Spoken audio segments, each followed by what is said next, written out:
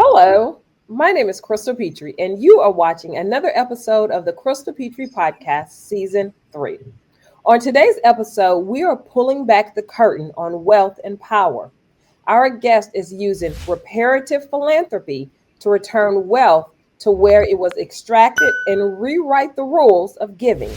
This conversation will disrupt old narratives, ignite new ones, and push us to reimagine what justice driven philanthropy can look like. Welcome to the podcast, Hiliary. How are Thank you you? so much, Crystal. I'm so glad to be with you. I'm so glad to be with you on this podcast. We had such an amazing conversation even before we got on the podcast. So I'm sure it will continue on. I'm sure we'll continue on, Hiliary. Where in the world are you? Well, today I am currently in Los Angeles, which is Tongva territory, but I live in northern Arizona, which is Havasupai, Hopi, Dene, Apache, Pueblo land, among other nations. And I live next to a sacred mountain of kinship who informs me a lot. And honestly, I think I wouldn't be having this conversation with you if it weren't for that mountain being part of my life. So want to acknowledge her, even though I'm not by her today. Yes, so I am grateful for the mountain, and I'm grateful that you went into detail about where it is you live, and the information associated with it as far as the Native Americans are concerned. So thank you so much for that. Okay, so you are talking about reparative philanthropy, which is a term that I have never heard of. Hiliary, now I've heard of the two words separate, but not together. So, what was the moment you realized you needed to access your wealth differently or do wealth differently? Well, it was actually on that mountain that I just mentioned. I was out walking on the mountain one day, and it was a late summer day, and so I was just surrounded by the most amazing wildflowers and the big pine trees and aspens, and it at that point in time, that was several years ago, I had already been working very deeply with the colonial history of the United States, and especially how it relates to my own family, my own ancestors. And I remember during that particular day walking on the mountain, it just landed on me like a ton of bricks. Reparations are needed. And I find myself in a unique position in this lifetime where I have the ability to make financial reparations. And it simultaneously, when that awareness came in, it was also accompanied by fear and by, I don't know how to do that. I'm not qualified. It will never be enough. And I don't even know how to begin. So that was the moment when it started shifting for me, when all of that kind of buried unconscious fear and resistance became visible. And I honestly just sat down on the ground and started to pray, because I knew that it was going to require spiritual help to begin this process. And that is what it has taken to do it. So that's how it started.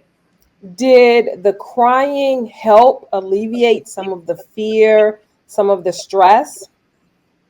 Yeah, it did. And just the process of coming into reparative philanthropy is a process of really excavating the stories we've been told, especially those of us who are white. We have been told stories often that portray us and our ancestors as innocent people, as good people, as people who contributed to progress and this American exceptionalism and so forth. And so when you begin unpacking those narratives and seeing them for the falsehoods that they are, it brings up a lot of emotions. And so I have found that I've had to cry a lot through this process. And it's almost always been by myself, because I know the the damage that white women's tears can cause in community settings. And so I've really done it mostly by myself and with the land.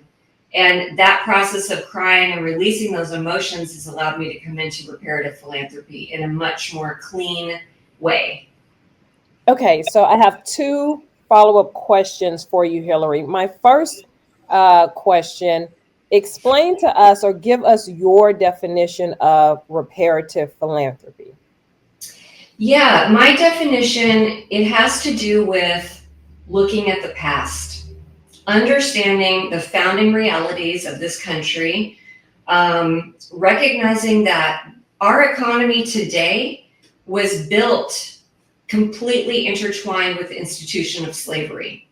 So everyone who's in a position to have wealth or be adjacent to wealth today is still benefiting from slavery, because our economy would not function the way it does without that historical reality. So that's one thing. The other thing is that this entire nation was built on stolen indigenous land that was taken through treaties which were disregarded and broken over and over and over. So we are sitting in a place where if we're, in the possession of wealth or adjacent to wealth, that is the founding reality that we are sitting on top of. And it's very painful to look at that. And looking at that, though, is necessary. It's necessary because we need to redistribute the wealth that has been accrued in certain communities and certain families and move into a more equitable and just society. And so it's reparative philanthropy involves pain. It involves looking at painful pasts and painful current realities too, because there's a huge wealth disparity in this country. Depending which communities you're part of, you can find yourself in very different position.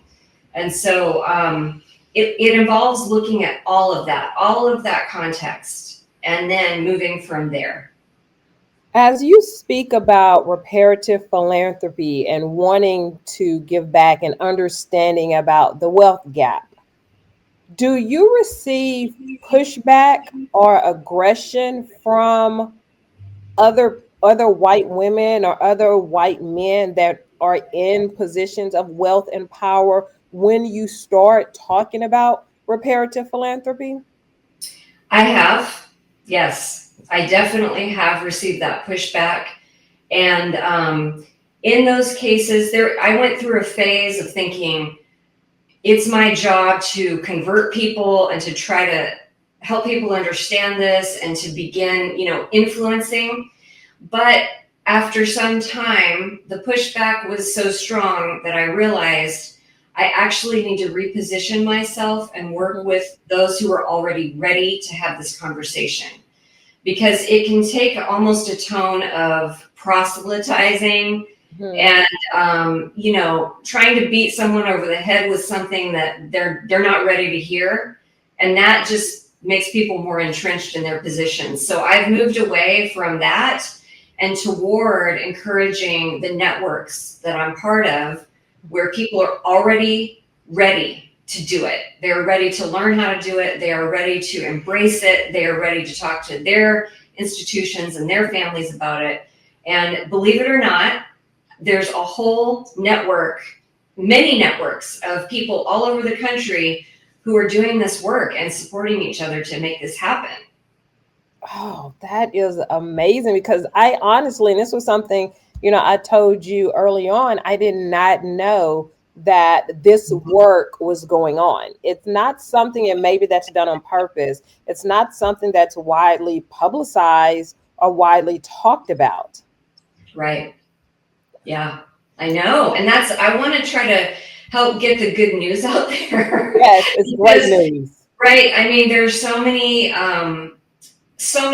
billionaires behaving badly, and it's easy to lump all wealthy people into that bucket. And the truth is that, there are many of us who are really trying to rethink how we do things and really trying to redistribute wealth. Right.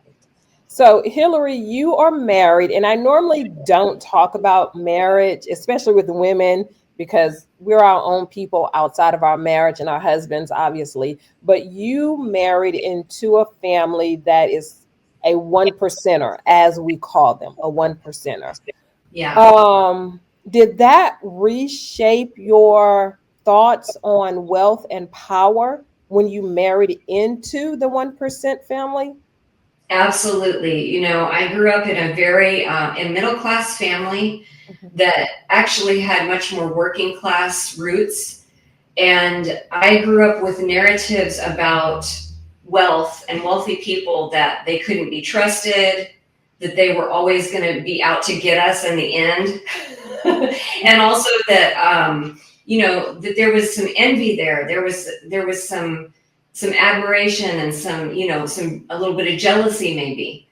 And so in my mid 20s, I find myself married into one of these families, and all of a sudden I'm having to readjust and adapt to different family norms.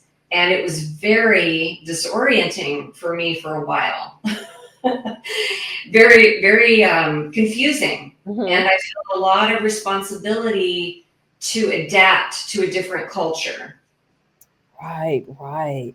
So let's talk about just regular philanthropy as we all know it and understand it. You normally have your nonprofits that, give to the less fortunate or the homeless or the hungry, whoever is in need.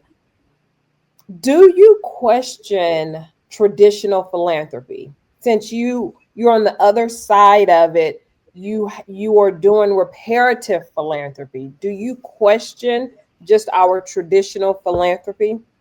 Absolutely. I mean, one of the things that has shaped a lot of what I'm sharing with you is that I went through a 9-year process of writing a book.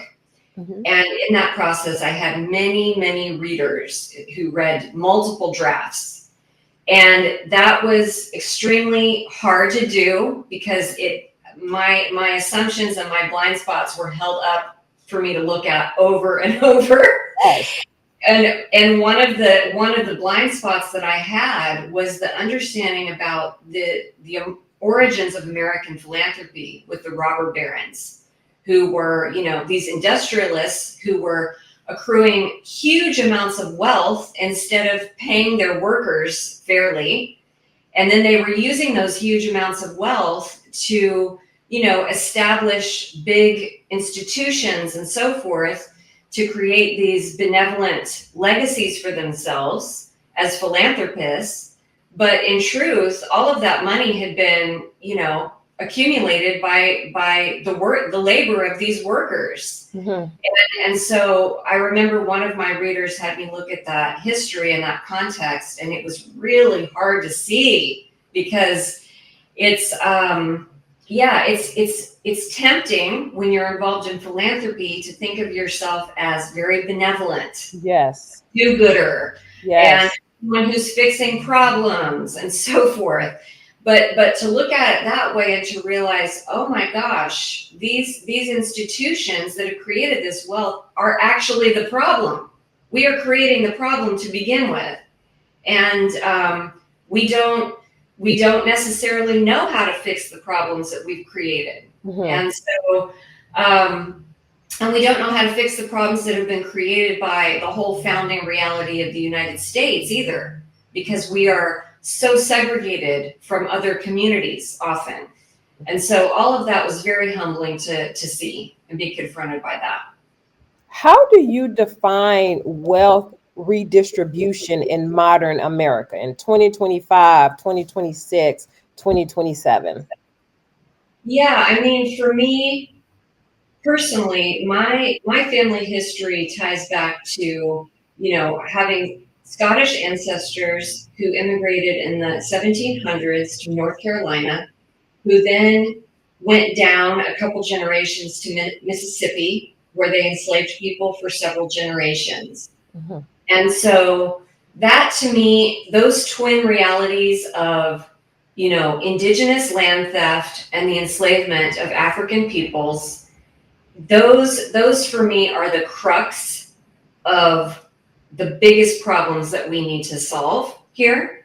And so for me, wealth redistribution is always about returning resources to those communities, of Indigenous peoples and African American communities. Because to me, it's like we've got to get back to the root of where this harm started. Right. And these are some of the most marginalized communities in the country still. And the communities that are struggling from the poverty that has been imposed on them through the process of colonization.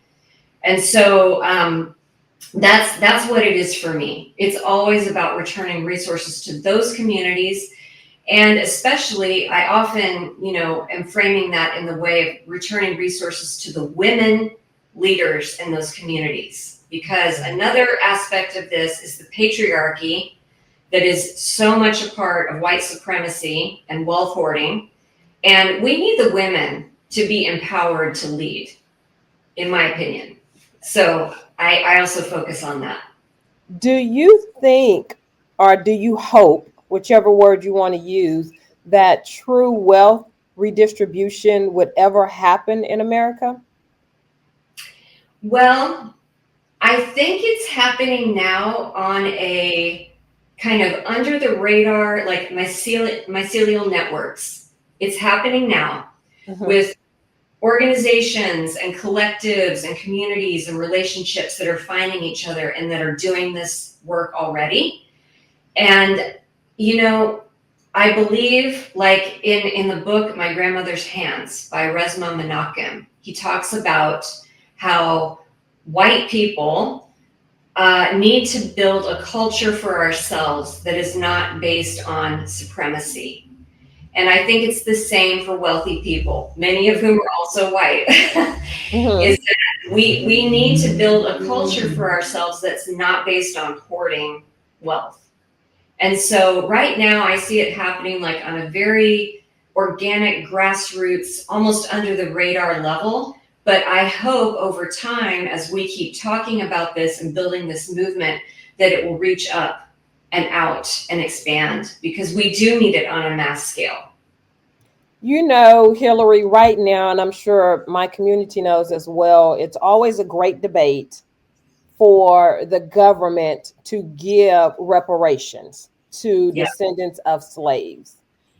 I personally don't think that would happen. I would hope that it would. I'm not sure that it will. But listening to you, I think we stand a better chance of it happening at the grassroots level and growing like you have described, instead of putting that on the government, even though obviously the government benefited from slavery, but instead of putting that on the government to repay.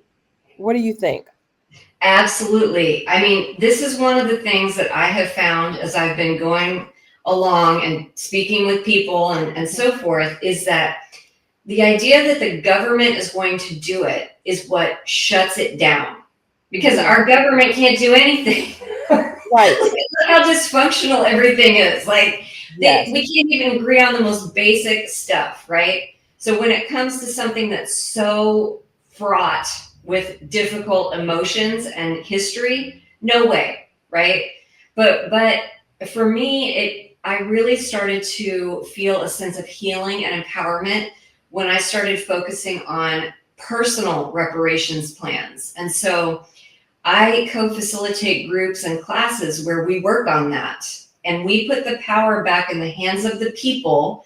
And it doesn't matter if you are, working class, middle class, owning class, anyone can do a personal reparations plan. And we should, because this is part of the, like Ta-Nehisi Coates talks about, this is part of the spiritual reckoning that needs to happen, is that Americans of all different income levels need to be empowered to take action toward repair for all the harm that has happened here.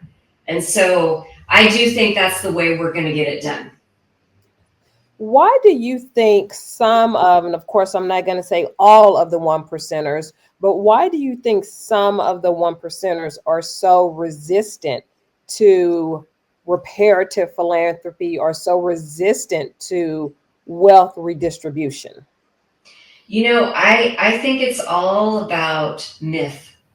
Mm-hmm. The myth of white supremacy, the myth of American exceptionalism, the myth that this wealth was created because we and our ancestors worked really hard and we deserve it, right? The myth of individualism and seeing ourselves as just these exceptional individuals who, just won the lottery, or worked really hard. And the myth that the money is ours to begin with. Oh, I yes. remember a big moment for me was the moment when I woke up and realized wealth that was built on stolen land, Mm-hmm. in an economy that was based on stealing people's lives and labor can't be owned. It can't be owned by me as an individual. Can't be owned by my family. And that was like a big aha moment for me. And I think that is why, that's my theory about why so many communities are resistant to this, so many individuals, because it involves debunking a whole bunch of mythology that we have been steeped in since we were babies and children. And it's a mythology that holds us up as good and righteous and innocent people. And in order to undo that, you have to build a different identity and a strength that comes up from within that enables you to be someone who's a good person without all that mythology. So it's a real deep, personal, spiritual type of work that allows that. And I think a lot of us just don't have the willingness or the capacity to do it right now. One of the things I love about you, Hillary, and I just realized that, is that you have lived on both sides of the spectrum. You have lived on the working class family, and now you're living in the one percenter family. So you can truly speak from both sides of the spectrum and speak in a manner that's a lived experience and an educational experience as well. Thank you. Yes, I love that. I love that. Okay, what misconceptions do wealthy people have about families that are in poverty, struggle, or racial inequity? Right. I think, there tend to be the narratives around, they haven't worked hard enough. They haven't, been educated enough. They are somehow flawed. It's their fault. I think I don't often hear those narratives said out loud because everyone knows that is unacceptable to say. But I sense them running underneath the surface, and between the lines. I can hear that those assumptions are there sometimes. What social norms within wealthy families pressure people to maintain that status quo? Oh my gosh. I mean, this is huge for me. When I married into a wealthy family, and then of course I gained access to other wealthy networks and spaces as part of that, I saw there's silence. We are all supposed to be silent. We are not supposed to think about it too hard. We are supposed to say things like, oh, well, we're just so blessed. And we're so grateful that we're so blessed. And it's like all of the critical thinking about the situation gets turned off in order to just accept and enjoy and bask in all that we're in possession of, right? And the critical thinking piece is not there. And then often if you start trying to introduce a conversation with the critical thinking, it's kind of like, how socially we're such social creatures, human beings. Yes. And we all know when we are being, when we're breaking a norm, we're breaking a pattern that is supposed to be upheld by everybody, an unspoken rule. And so when you break that unspoken rule, you're very quickly put in your place. Oh, wow. And it's the feeling that I used to have was like, it was almost like I was being rude. This is rude. This is unacceptable. You do not talk about this. And so that can be a real deterrent, because we all want to belong as humans. We want to belong. We want to feel accepted. And so you have to really swim upstream a lot of times if you're going to have these conversations in these settings.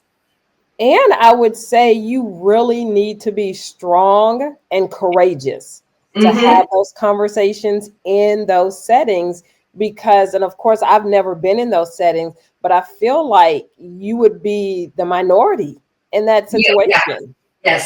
Yes. I mean, actually, I have worked with groups of people through the Decolonizing Wealth Project, as well as Pioneers Learning. I've taught classes, and in those settings, I realized that almost everybody there is the only person in their family who's standing up to talk about this, or the only person in their institution. And it's very isolating. And so we need each other. That's why we need networks like that, to keep encouraging each other and speaking our truth and supporting what we need to do. Absolutely. How do you think generational wealth has shaped a family's decision about philanthropy or giving? Right. Well, it depends a lot on, what I find is it depends a lot on what messages were passed down with the wealth. So in some cases, there was a grandparent or a great-grandparent or even older who had certain values, and then the subsequent generations are trying to emulate those values, which may be out of place for today's context. Things were very different just a few generations ago. Now we're dealing with so much intensity, the climate change and everything that we're dealing with, the increased, fraught social environment that we're in, etc. And so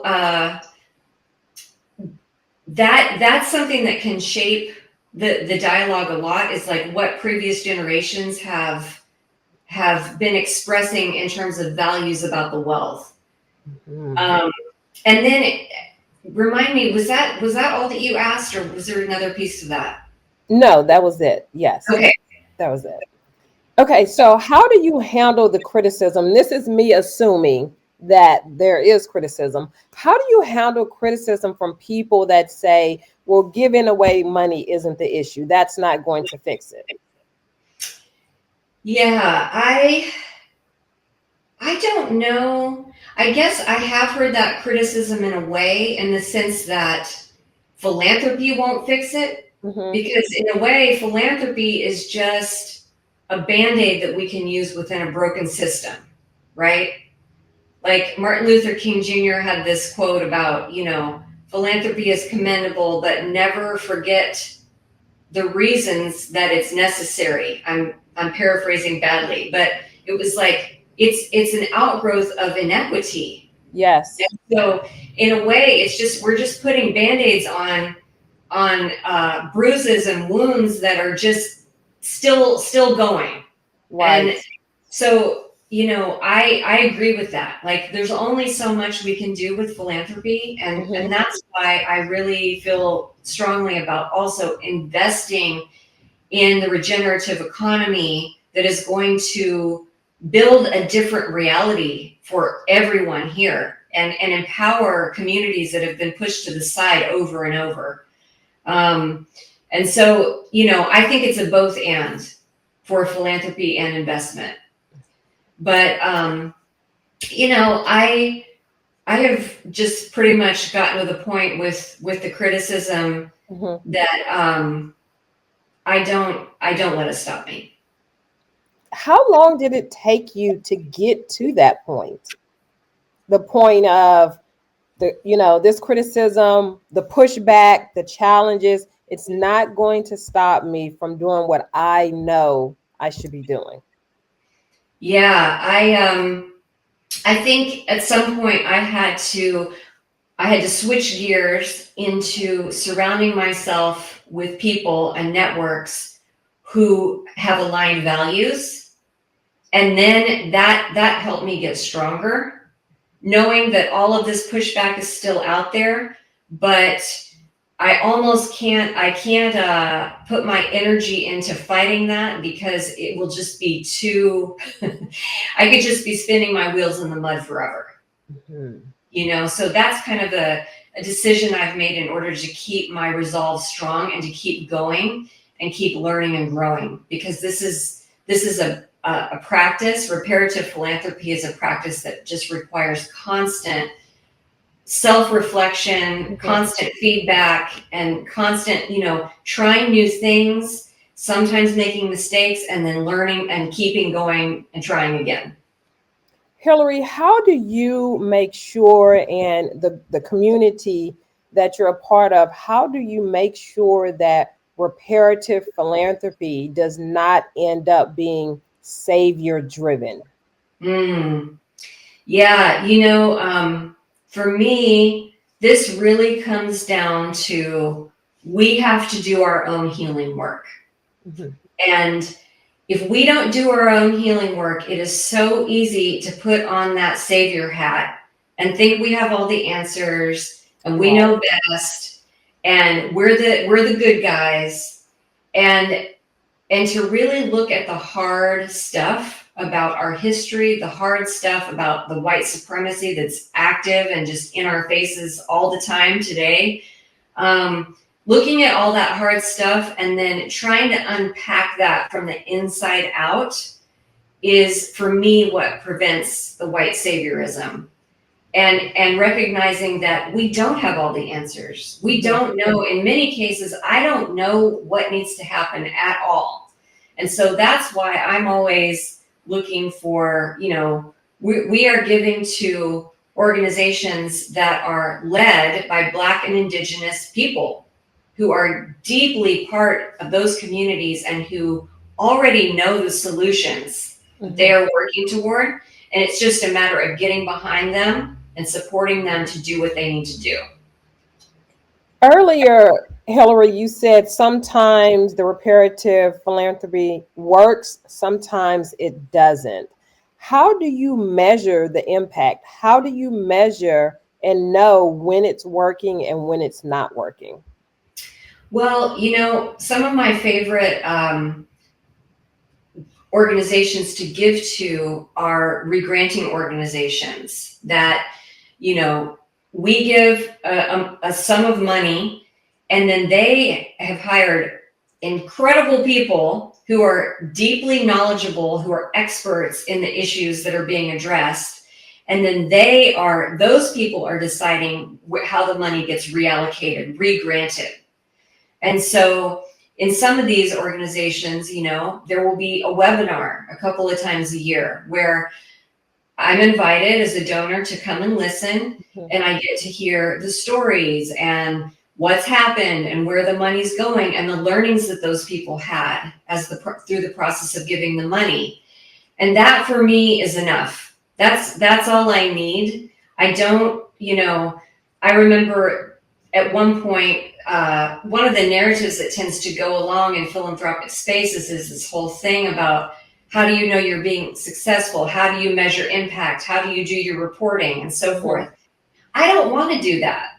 I don't want to sit in a position of judgment about whether or not people have, checked the boxes that I want to see checked. Because I'm not part of those communities. So it's really about learning to trust. Yes. And so if I am if I am behind these people, then I'm going to trust that they know what to do. Mm-hmm. And Absolutely. letting go. Yeah. How have, and I don't know if you've received this feedback from the companies that you work with, how have the communities that receive the regranting, that have received or been benefactors of the reparative philanthropy, how have they responded to receiving that money?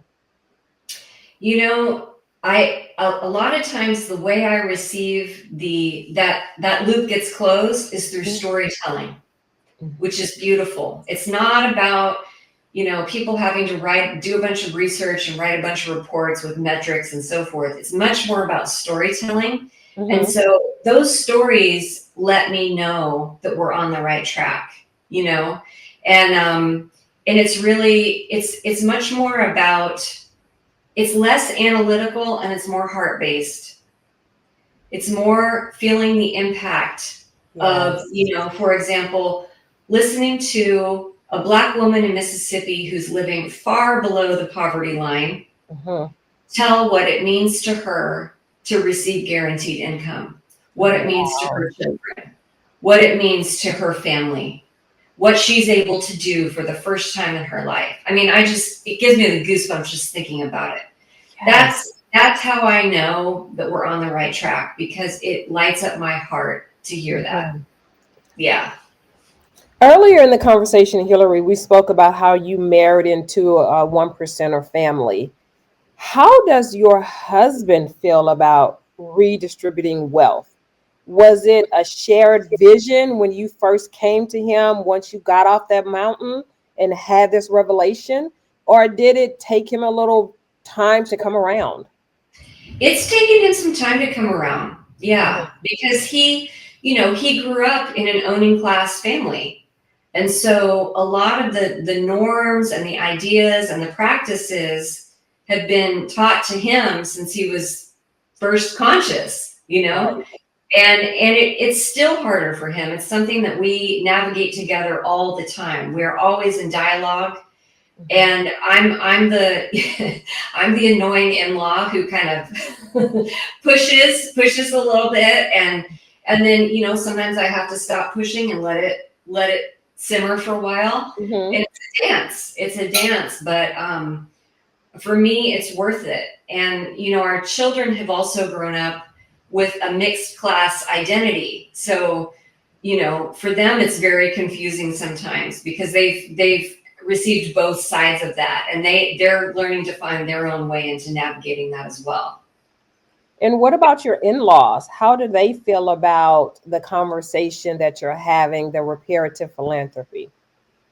I think some of them are open to it and are coming along with that conversation, and others are less open, and that's okay, because I feel like, again, we have to move with where the energy is ready to move. That's where we need to go, rather than dwelling on where it's stuck.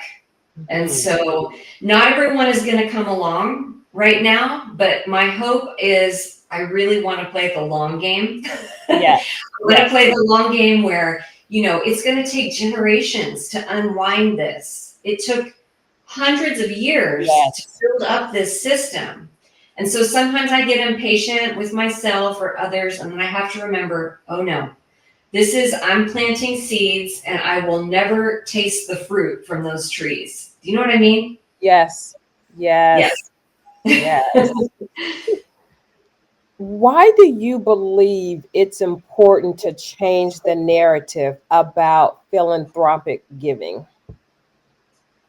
Well, I think our lives depend on it. The life of our planet, of all the creatures on this planet, the waters of this planet, all the communities, our lives depend on finding a different way to live together and creating a reality where all the children are fed, where people are not being bombed and there's not endless war happening all the time, where gender-based violence isn't happening, etc. All the things, all the issues. We've got to find a different way. Right. And so this is just one tiny piece of that puzzle, but there are many pieces, and I believe each one of us holds a different piece to contribute something toward that evolution that needs to happen. What voices do you think are missing from traditional philanthropy?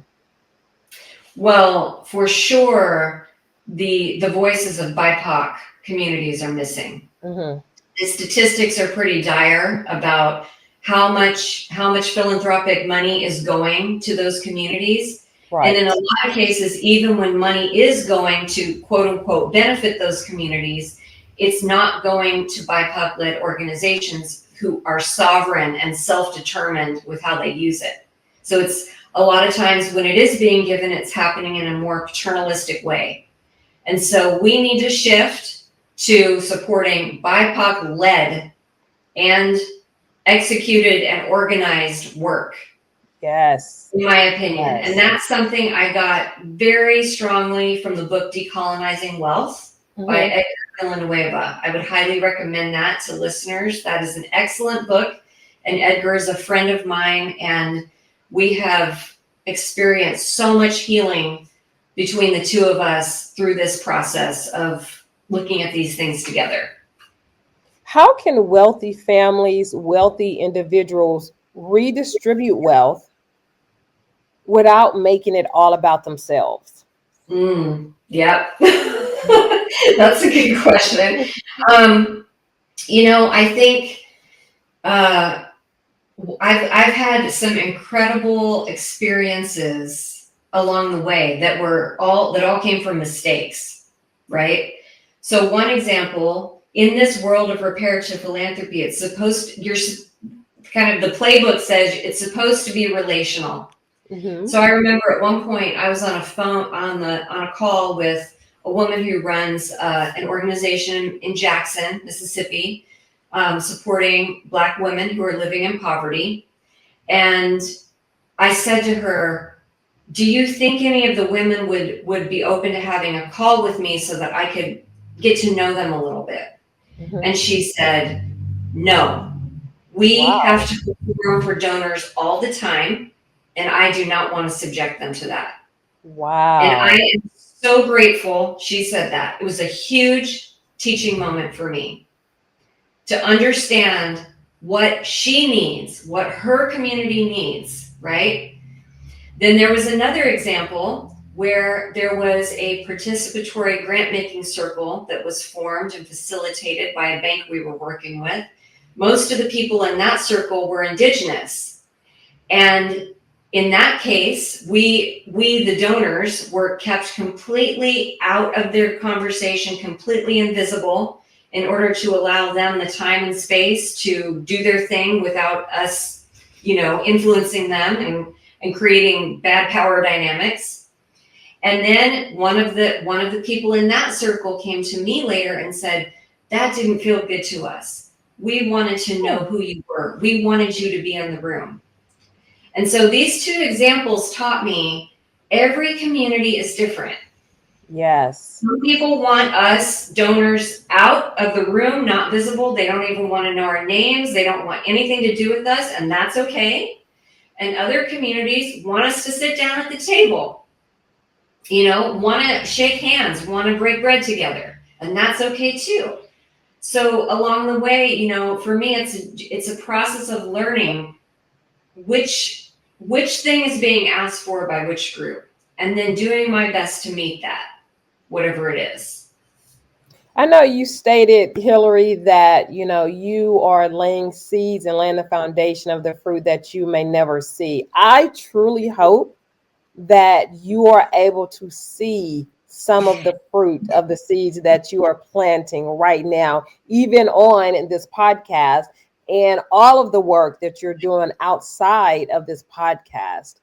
What changes, though, do you hope to see with wealth redistribution, with land that we know was stolen from Native Americans, with labor that we know was stolen from Africans, what do you hope to see in the next 10 years, in the next 20 years? Yeah. Oh, I just hope to see a massive return of wealth, of land, and of power. It's all about power. Money is about power, right? Yes. So I want to see power returned to these communities that have been pushed to the side. They are, and once again, in the current political climate, are being erased. The history is being erased, suppressed, denied. We have got to stop doing that and because none of us are going to be free until the truth is known. And that's true for wealthy families and communities too. We aren't free until the truth is fully recognized, understood, and realized by us as well. And the fact that, it's real easy to pretend that wealth, if you won the lotto ticket of ending up in a wealthy family or institution, that all your problems are over, but it's not true. Because we're human. Yes. And it's bad for our souls to be at the top of a hierarchy too. So I want to see that healing come for us too. Right. So that we can come back down off the top of that pyramid and be with everyone else on the same level. I'm so glad you said that, because a lot of times, and rightfully so, when we talk about wealth redistribution, when we talk about, Native Americans and slavery, the focus is always on the Africans that came here in 1619. The focus is always on the land and the horrific things that happened to Native Americans and how they can heal. But we never hear people talk about the wealthy being healed, their souls and their hearts being healed.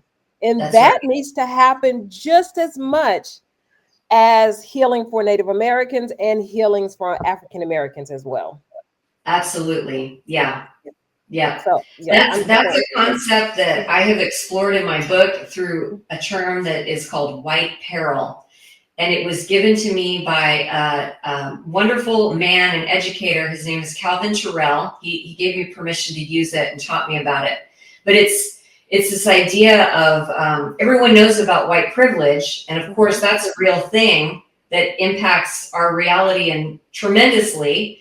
But white peril is the flip side of that. And that is that, it's not working for us either. Whiteness doesn't allow us, and especially white supremacy and wealthy white supremacy doesn't allow the full expression of our humanity. And so we've got to find a way to unpack that and create something different. For wealthy people that are listening, for non-wealthy that are listening, Hiliary, what advice would you give them who want to participate in reparative philanthropy? Well, I will share a Google Doc with you for the show notes. That's a guide to making a personal reparations plan. And that doc has a lot of hyperlinks in it. So no matter where you are in the process, it gives you some key documents to read and begin educating yourself. And then it's also full of a number of networks that are doing reparative philanthropy. And so, you can sign up for their mailing list, you can start attending events and become part of those communities. And so that's really the advice I would give, is know that even if your institution or your family is not into this, there are lots more who are, and go find your people and make your reparations plan and begin rolling it out. I mean, there's a step that every single one of us can take today toward reparations, and then next week, and then in 3 months and 6 months and so forth. It doesn't have to be perfect. It doesn't have to be final or the end all, but we just have to start. You got to start somewhere. Yeah. You have to start somewhere. Okay, yeah. Hiliary, as we get ready to wrap up this conversation, what would you say is your intention in this space of reparative philanthropy? My intention is to bring healing. It's all about healing. And, healing, mutual healing. And that is one of the ways that I've learned that we need to reframe the conversation about reparations, because like there was some research done a couple of years ago by the Decolonizing Wealth Project that was extensive, like a 2-year research project. They worked with a bunch of different demographics, and across demographics, they found that one of the most common perceptions about reparations is that it is a form of punishment. And that is why I believe that we can't get it. It's so hard to get anywhere with it, because when people feel like they're being punished, they just run away. They don't want to take part in that, right? So we've got to switch that perception into one of mutual healing.